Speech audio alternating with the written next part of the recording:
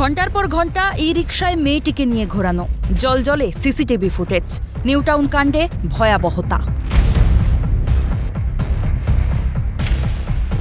New টাউনের একটি বিলাসবহুল মল, তার সামনে যে সিসিটিভিগুলি রয়েছে সেই সিসিটিভি ফুটেজেই কিন্তু ধরা পড়ে সেই ছবি, যেখানে কিন্তু সেই তরুণীকে সামনে নিয়ে সেই ই রিকশা যাতায়াত ছিল এবং মুভমেন্ট ছিল সেরকমই রাস্তা, এবং সেই রাস্তা দিকে এই রাস্তার দিকেই কিন্তু সেই ই রিকশাটি চলে গিয়েছিল, এমনই মুভমেন্ট কিন্তু ধরা পড়েছিল।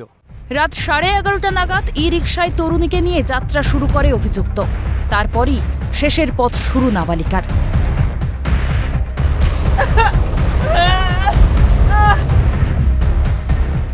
গোটা ঘটনার পুনর্নির্মাণে নামে সিএন।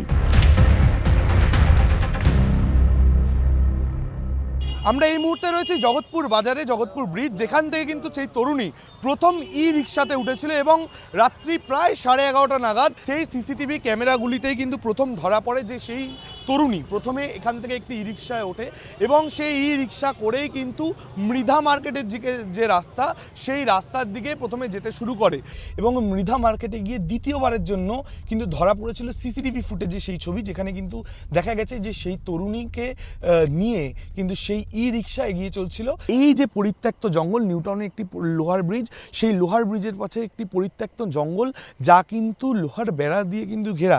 সেই জায়গায় এই মুহূর্তে রয়েছে ক্রাইম সিনের সামনে, যেখানে কিন্তু এই বেড়া তুলে সেই বেড়াটিকে ভেঙে তারপর কিন্তু ভিতরে নিয়ে যায়। নিউ টাউনের অন্ধকারে অপরাধের ঘোরাফেরা, নজরদারির অভাব চোখে পড়ল না কারো?